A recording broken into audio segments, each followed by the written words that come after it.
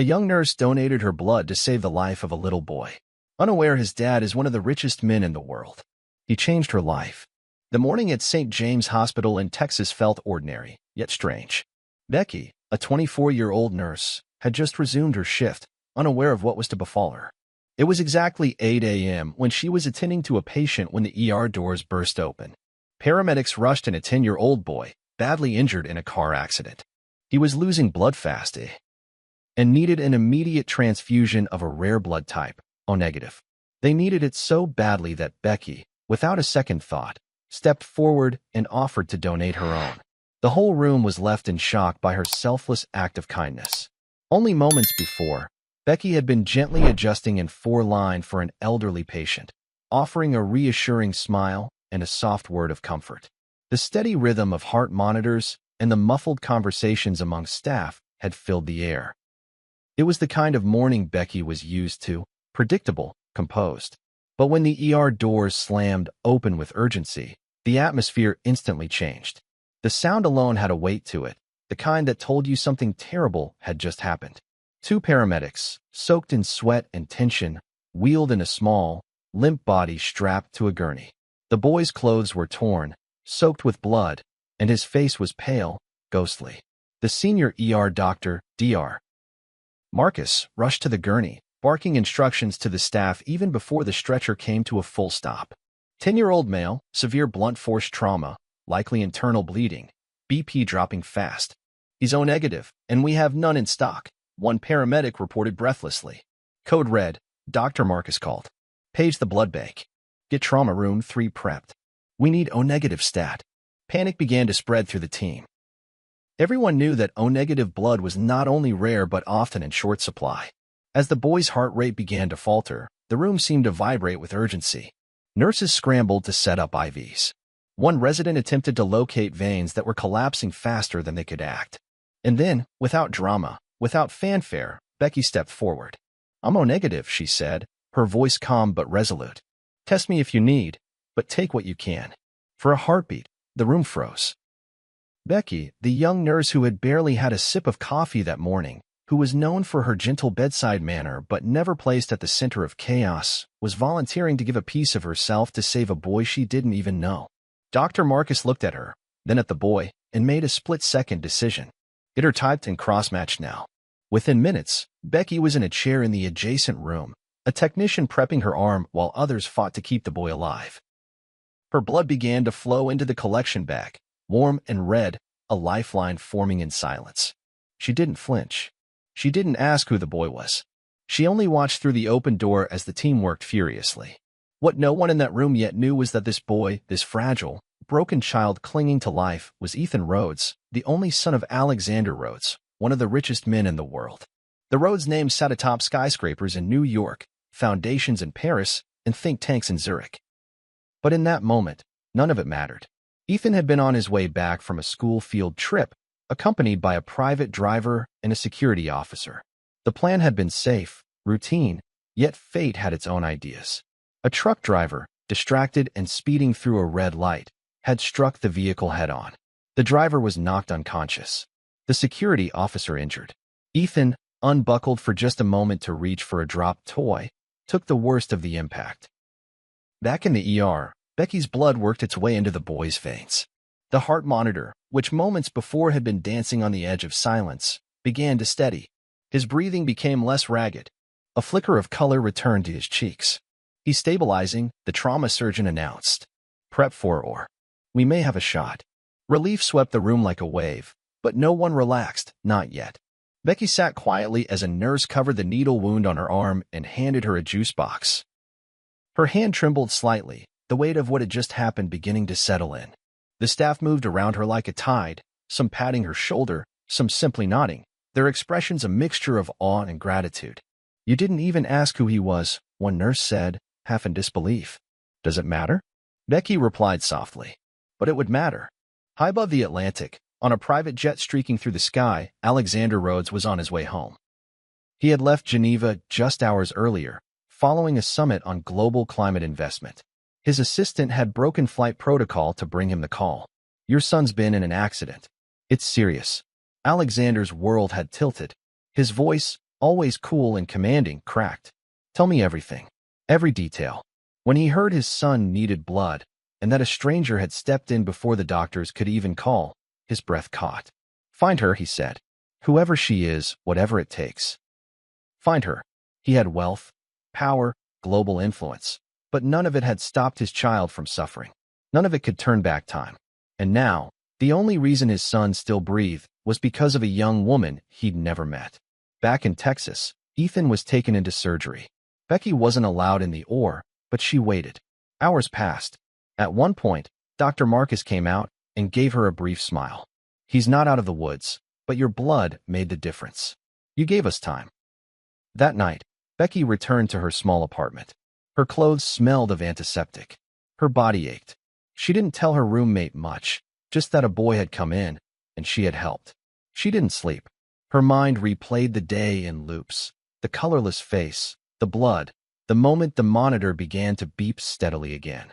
She had no idea that her name was already being spoken in hushed awe across boardrooms and hospital wings alike. That her photo, taken by a discreet hospital administrator, was already en route to Alexander Rhodes. She had no idea that tomorrow, her life would no longer be private. The morning sun had barely risen over Texas, casting a golden hue across the polished windows of St. James Hospital. The world outside was slowly waking up, joggers, delivery trucks, early buses. But inside, something else stirred.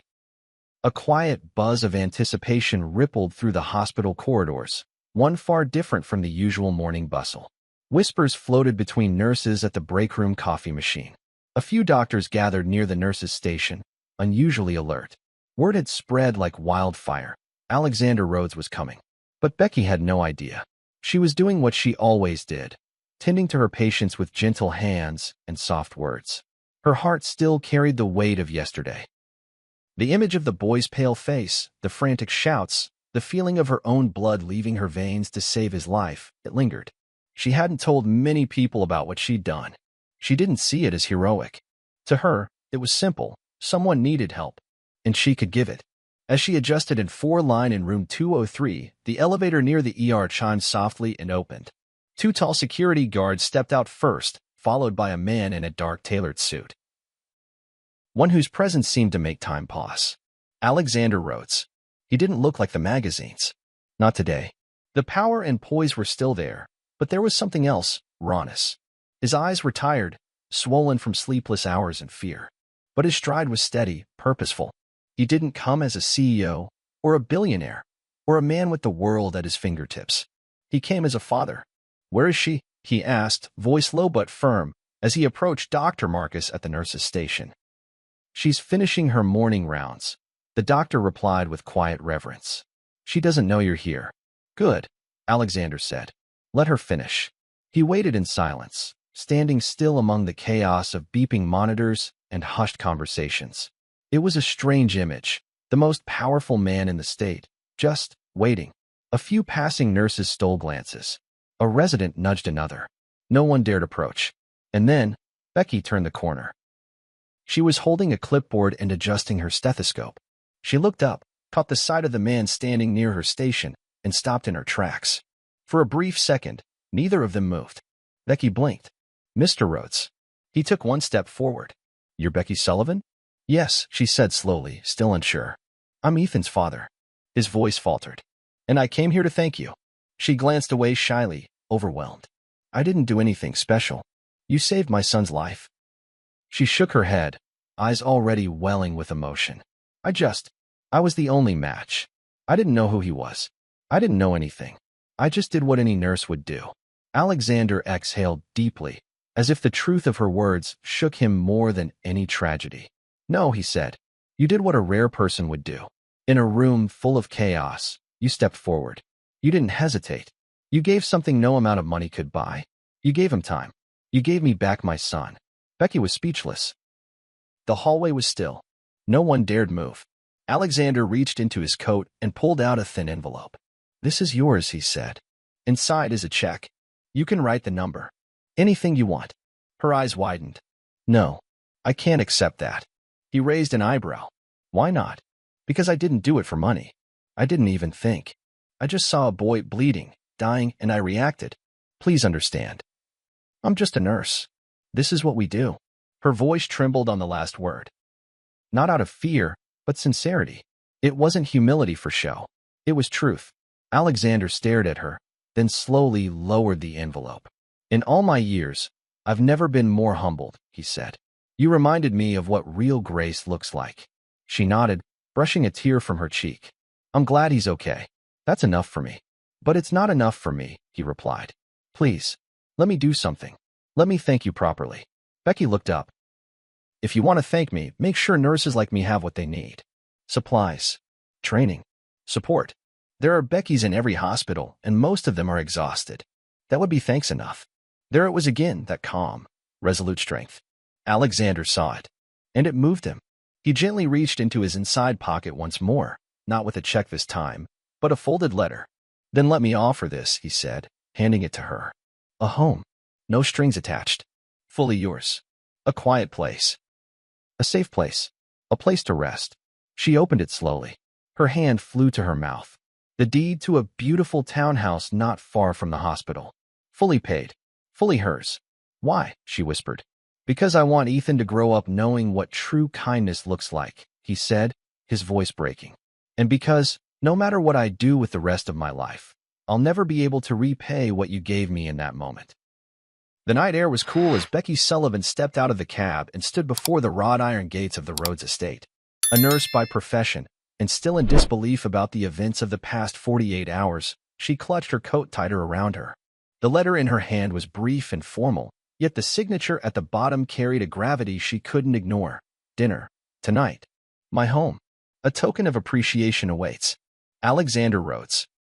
It had only been a day since she stood in the ER of St. James Hospital in Texas and offered her blood to a boy she'd never met. A boy who was moments away from death. A boy whose rare blood type matched hers. She never expected what followed. That boy, Ethan, was the only son of Alexander Rhodes, media-shy billionaire, tech titan, and one of the wealthiest men in the world. Becky didn't know any of that when she stepped forward. She only saw a child in need. But the world had taken notice.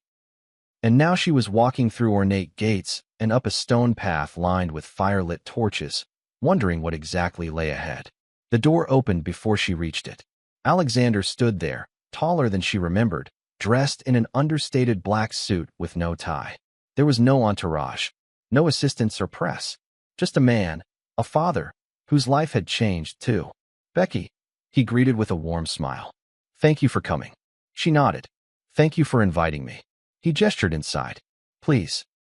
I promise it's just dinner. The interior of the house was breathtaking, but not cold or extravagant. It was tastefully elegant, filled with soft lighting, art that whispered rather than screamed, and the faint aroma of rosemary and lemon. A private chef brought out a modest yet exquisite three-course meal. Conversation came easily. Alexander was thoughtful, surprisingly down-to-earth, and genuinely interested in her world.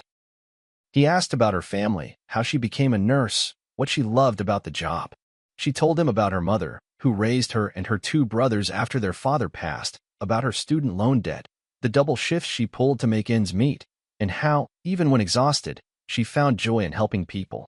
It wasn't until dessert, honey-drizzled pear tart and espresso, that Alexander reached into his inner jacket pocket and placed a small white envelope in front of her. Becky looked at it, unsure. What's this? He held her gaze. A thank you. From a father who was powerless in the moment his son needed saving. I couldn't do anything. But you did. Becky hesitated. Mr. Rhodes, Alexander, he said gently. Alexander, she repeated. I didn't do it expecting anything. He was a child. I didn't even know who he was. He nodded. That's exactly why this means so much. She slowly opened the envelope. Inside, neatly folded, was a certified check. The number on it made her breath catch in her throat. $100,000. She blinked, stared, and blinked again. This can't be real. It is, he said. No strings. No conditions. Use it however you see fit. You gave something invaluable to me. This is just a fraction of what I wish I could give back. Becky stared down at the check, hands trembling slightly. The thoughts that raced through her head were chaotic. Relief, disbelief, gratitude, and a lingering fear of what came next. For years, she had counted every dollar. Skipped vacations. said no to dinner invites, lived paycheck to paycheck. And now this. This could change my life, she whispered. Alexander smiled. That's the idea. And it did. That night, Becky returned to her modest apartment and placed the check on her kitchen table. She sat staring at it for hours. Her phone buzzed with texts from coworkers who had heard rumors of the billionaire's gesture, but she ignored them all. In that quiet moment, she thought of her mother, long gone. She thought of the long nights in nursing school, of the days she skipped meals to make rent. She thought of every patient she'd held the hand of as they cried or took their final breath. She thought of Ethan's pale, fragile body and his pulse growing fainter by the second. She made a choice that night. The money would not be an escape. It would be a beginning. First, she paid off every cent of her student loans and then paid off her brother's tuition, too. She sent her aging aunt, who had helped raise her, on a cruise she dreamed of for years. She fixed her car's failing brakes. And with what remained, still a hefty sum, she opened a scholarship fund at the local community college for students pursuing nursing degrees. But Becky didn't stop there. With a small portion of the funds, she leased a long vacant storefront and turned it into a free weekend clinic, staffed by volunteers from the hospital, where she still worked full-time. Word spread quickly. Families without insurance, homeless veterans, single parents. They came not just for care, but for hope. And Becky was there, every Saturday, sleeves rolled up, smiling, listening. Alexander heard about the clinic through a discreet channel. He visited unannounced one morning. Becky was tending to a young girl with a sprained wrist when he walked in. Their eyes met, and he nodded silently in respect. After the clinic closed for the day, they sat on the steps outside. You really did this, he said. I had help, she replied, smiling softly. They talked for hours. It wasn't the last time. Over the following months, Alexander visited the clinic more often. Not with his usual security detail, not as the billionaire CEO, but as Ethan's father. Sometimes he brought books or supplies. Once, he brought Ethan, who hugged Becky tightly and never let go for almost a minute. You saved me, he whispered. Becky knelt down and said, You're saving me too. The bond that formed between them, Becky, Alexander, and Ethan, grew into something rooted in genuine affection. Not romance, not obligation, just something real, something healing. Alexander quietly increased the fund she had started. When she hesitated to accept, he told her plainly, What you're doing should exist everywhere. And I have the means to make that happen. Becky expanded the clinic's operations. Within 2 years, she opened a second location in another underserved part of Texas. She never quit nursing. She remained hands-on, grounding herself in the work that first defined her. At every ribbon cutting, she refused to stand on a pedestal. She let others speak, often watching from the back. But one day, a reporter finally cornered her. You were given a fortune. You could have retired. Why keep working? Becky looked into the camera, her voice steady. Because someone once gave me a gift. And I realized that money, by itself, doesn't fix things. But people do. Kindness does. Compassion does. This wasn't about me. It was about what could come from it. The sun rose gently over the east side of San Antonio, bathing the skyline in soft gold. It was an area once forgotten by city planners, where worn-out buildings and broken sidewalks had told stories of struggle for decades. But something had changed. A shining new structure stood at the heart of the neighborhood, not a high-rise or shopping center, but a place of healing and hope. The Sullivan Center for Hope and Healing. Its curved architecture, glass-paneled walls, and garden-lined walkways made it look more like a sanctuary than a hospital. And that's exactly what it was meant to be, a place not just for treating illness, but for restoring dignity.